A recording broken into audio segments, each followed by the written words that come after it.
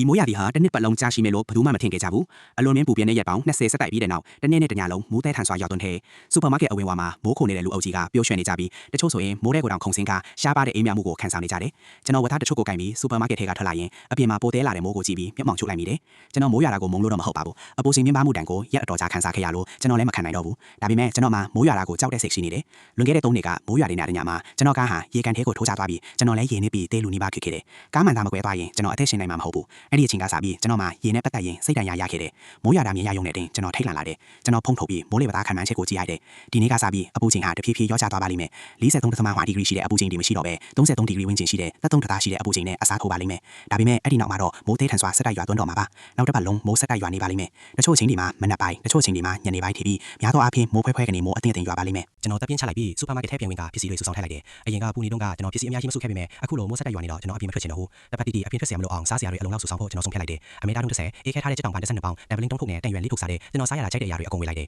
ယ်ဒါအပြင်ခရမ်းချင်တီးနဲ့ကန်ဆုံအိုး HG တဲ့ရှင်နိုဟင်းဆန်တို့တတီတာနဲ့ခောက်ဆက်6တွေလည်းဝယ်ခဲ့တယ်ဘီလိုဖြစ်ထားဒီကတပတ်တော့ခံမှာဖြစ်ပြီးချွေတာစားရင်တလားအထီတောင်ခံနိုင်ပါတယ်ပစ္စည်းတွေပဲပြီးတဲ့နောက်ကျွန်တော်အင်ကိုတက္ကစီနဲ့ပြန်ခဲ့တယ်ကျွန်တော်ဟာလူလက်တန်းစားရက်ွက်တစ်ခုမှနေထိုင်ပြီးအခန်းကတိမကျပါဘူး60စတူရမ်းမီတာရှိပြီးတတိယထာမှာတိရှိပါတယ်ပစ္စည်းတွေအိမ်ထဲကိုတဲလာပြီးတဲ့နောက်မိုးကပိုတဲလာသလိုပဲပြတင်းပေါက်ကိုမိုးဆက်တွေလာမှနေရဟာအချိန်မျိုးပေါက်ထွက်သွားနိုင်ကြလို့ပါပဲအပြင်မှာတော့မြုံမောင်းနေပြီးအရင်ကမိုးတွေမှာဖြော်နေကြတဲ့သူတွေလည်းအခုဆိုရင်မိုးကိုနေကြလောက်ပြီးကျွန်တော်လိုက်ကားတွေကိုပိတ်လိုက်ပြီးမိဘတွေစီဖုံးဆက်လိုက်တယ်သူတို့ကတောင်ပေါ်ကစာတီးရွာမှာနေတာဆိုတော့ဒီမိုးတဲထန်ဆွာရွာသွန်းမှုကသူတို့အပေါ်မှာလည်းတရားမှုအတော်ကြီးပါတယ်ဒါရေးပြီးခင်အောင်နေနော်မိုးကတိတ်တဲတာလေဒီလောက်တဲတဲ့မိုးမျိုးမတွေ့ရတာနဲ့အတော်ကြာပြီးဖေဖေတို့လည်းပြီးခင်အောင်နေကြပါကျွန်တော်ဒီမှာအဆင်ပြေပါတယ်အခုတော့လည်းအပြင်ထွက်မှာမဟုတ်ပါဘူးအပြင်လေးချောင်းမသွားနဲ့ဦးအေးလာနေနေကိုပြီးနော်ခေါင်းမိုးပေါ်ထိတတ်နားလဲပါပြီဖုန်ချပြီးနောက်မှာတော့ကျွန်တော်ရေမီနဲ့ရေချိုးပြီးနေချိုက်အိပ်ပြောသွားတယ်ပြန်လို့လာတော့နောက်တစ်နေ့မနက်တောင်ရောက်နေပြီအပြင်မှာတော့မူတိုင်းကရှိနေတော့မယ်မိုးဆက်တွေကပြတင်းပေါက်ကိုခဲလုံးတွေနဲ့ပေါက်တယ်လို့တဖြောင်းဖြောင်းမြည်နေတယ်မိုးကရွာနေတော့မယ်အတော်လေးလဲတဲနေတော့မှာပဲပုံမှန်ဆိုရင်မိုးတဲထန်စွာရွာတာကတိတ်မကြတတ်ပါဘူးတချို့ဆိုအနားရွက်လောက်ပဲကြားတတ်တယ်မိုးလေဝသခန့်မှန်းချက်အရဒီနေ့ညနေဆိုမိုးတက်ရမှာကိုဘာလို့အခုမနက်အထိသိနေရတာလဲကျွန်တော်လိုက်ကားတွေကိုဖွင့်ကြည့်လိုက်တဲ့အခါရက်ွက်တွေကမြင်ကွင်းကိုတောင်ရှင်းရှင်းလင်းလင်းမမြင်ရတော့ဘူးရင်းငွေတွေရံများနေပြီးတစ်ဖက်တိုက်ကမြင်အောင်တွေကိုတောင်ဝေဝါးပဲမြင်ရတယ်အဲ့ဒီချိန်မှာပဲအင်ယာစီမန်ခက်ခွဲရေးဖွဲ့ကအဖိုက်ထဲကိုအတိပေးချက်တခုပို့လာတယ်အင်ရှင်များခင်ဗျာမိုးလေဝသဌာနကမိုးတဲထန်စွာရွာသွန်းမှုအနည်းအောင်စင်တတိပေးချက်ထုတ်ပြန်ထားပါတယ်အပြင်မထွက်ကြဘူးနဲ့မလိုလားအပ်တဲ့ဆုံးရှုံးမှုတွေမရှိအောင်တခါနဲ့ပဲတင်းပေါက်တွေကိုတိကျပိတ်ထားကြဖို့တောင်းဆိုအပ်ပါတယ်အနည်းအောင်စင်တတိပေးချက်ဆိုတာ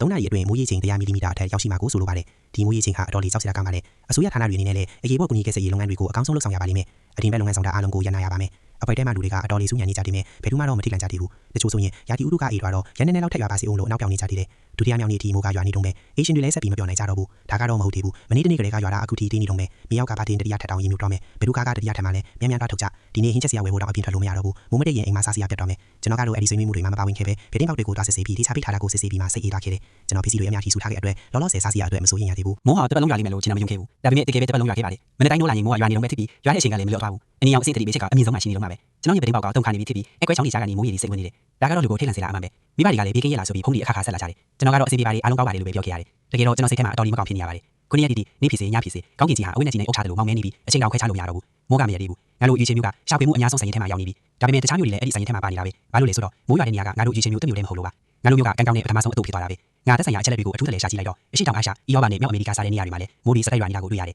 ယ်ဒါဟာတကယ်ကိုပုံမှန်မဟုတ်တဲ့အခြေအနေပဲကျောင်းတက်နေတော့ကမျိုးစိတ်ပြီးမျိုးထုံးကတဲ့တမိုင်းကြောင့်အကြောင်းလေးလာခဲ့ဘူးလေကမ္ဘာပေါ်မှာမိုးရွာသွန်းမှုကနေပေါင်းနှစ်တန်းလောက်ကြာခဲ့မှုကကိုငါရှင်းရှင်းလင်းလင်းမမြင်နေတယ်အဲ့ဒီနောက်မှာတော့ဂေယစနစ်ပြောင်းလဲသွားပြီးဒိုင်နိုဆောတွေထွန်းကားလာခဲ့တာငါကိုယ်တိုင်ကမိုးရွာတာကိုကြောက်တဲ့သူမို့လို့အများကြီးတွေးမိသွားတယ်မသိစိတ်ထဲကနေအခုရွာနေတဲ့မိုးကိုအဲ့ဒီနှစ်ပေါင်းနှစ်တန်းလောက်ရွာခဲ့တဲ့မိုးနဲ့တွားပြီးဆက်ဆံမိနေတယ်အုပ်စုထဲမှာကြည့်လိုက်တော့အင်ရှင်တွေကအချင်းချင်းကူညီနေကြပြီးအားလုံးရှိတဲ့သူကခောက်ဆွဲချောင်းနေလဲကြတယ်ဝဲသားရှိတဲ့သူကဟင်းတီးဟိွေနဲ့လဲကြတယ်ငါမှတော့စားစရာတွေအများကြီးကြံသေးတယ်ဒီရက်ပိုင်းတွေမှာငါကတိမစားတယ်လို့ဟင်းလဲတိတ်မချဖြစ်ဘူးရေခဲတေတာထဲမှာအသားတွေအများကြီးရှိသေးတယ်နောက်ထပ်ကပတ်လောက်အထိတုံးခံထားဖို့ဘာဖြစ်တဲ့နာမှမရှိဘူးဒါပေမဲ့မိုးကနောက်ထပ်ကပတ်လောက်အထိထက်ရွာနေမယ်ဆိုရင်ငါတို့ရေရှင်မျိုးကြီးပြည့်စည်သွားတော့မှာမဟုတ်လားအပြင်ကအချင်းတွေကိုကြည့်ဖို့အတင်းပေါင်နာကိုငါထက်သွားကြည့်တယ်ဘာမှရှင်းရှင်းလင်းလင်းမမြင်ရသေးဘူးလူလောက်ရေခံကိုတော့မမြင်ရတော့ဘူးအင်ဟာဝင်းစီမံခန့်ခွဲရေးအဖွဲ့ကအရေးပေါ်အတီးပေးချက်တစ်ခုထပ်ပေါ်လာတယ်အရေးပေါ်အတီးပေးချက်ကော်တုံးရှောင်းအောင်တဲ့အင်ရှင်တွေအနေနဲ့ပရိဘောဂနဲ့ပစ္စည်းတွေကိုအချိန်မီရွှေ့ပြောင်းထားကြပါလက်ရှိမှာအင်ဟာဝင်းရနေရတော့များများရင်းမြုပ်နေပါပြီမိုးရေကပထမထက်အထိတက်လာဖို့ရှိပါတယ်ဒီအတီးပေးချက်ထက်လာတာနဲ့လူတိုင်းတိတ်လန့်ကုန်ကြတယ်မြေအောက်ကပါခင်ကတော့ရေလောင်ကန်ကြီးဖြစ်သွားတော့ပြီငါတို့အင်ဟာဝင်းကမြေနှိမ့်ပိုင်းလည်းမဟုတ်ပဲနဲ့ဒါကဘယ်လိုဖြစ်နိုင်မှာလဲမိုးကတစ်ပတ်လုံးကြာနေတာဆိုတော့နေရာတိုင်းရေမြုပ်နေလိုက်တာပဲမိသားဌာနကိုဖုန်းဆက်ကြည့်ပြီးမယ်ဆက်သွယ်လို့မရတော့ဘူးနေရာတိုင်းမှာရှုပ်ထွေးနေပြီမြို့အရှိပိုင်းဆိုရင်ပလဲပြင်းကြီးလိုဖြစ်နေပြီလို့ကြားတယ်ငါလည်းပြာရခတ်သွားတယ်ငါရဲ့ရေကြောက်စီကတခြားသူတွေနဲ့မတူဘူးမိုးရေတွေကငါရဲ့တတိယထက်အထိမြုပ်သွားမှာကိုငါကြောက်မိတယ်အဲ့ဒီလိုဆိုရင်တော့ငါဟာအိုးထက်ကလက်လိုဖြစ်သွားပြီးရေကြောက်ဖြစ်လာတဲ့ကြောက်စီကိုထပ်ပြီးခံစားရတော့မယ်အင်ဟာဝင်းရဲ့အရေးပေါ်အတီးပေးချက်ထွက်လာပြီးတော့မှငါစိတ်မအေးနိုင်တော့ဘူးစားစရာကတော့ခဏတောင်ခံထားလို့ရအောင်ပါဒါပေမဲ့ရေကတတိယထက်အထိတက်လာမှာကိုငါတကယ်ကြောက်တယ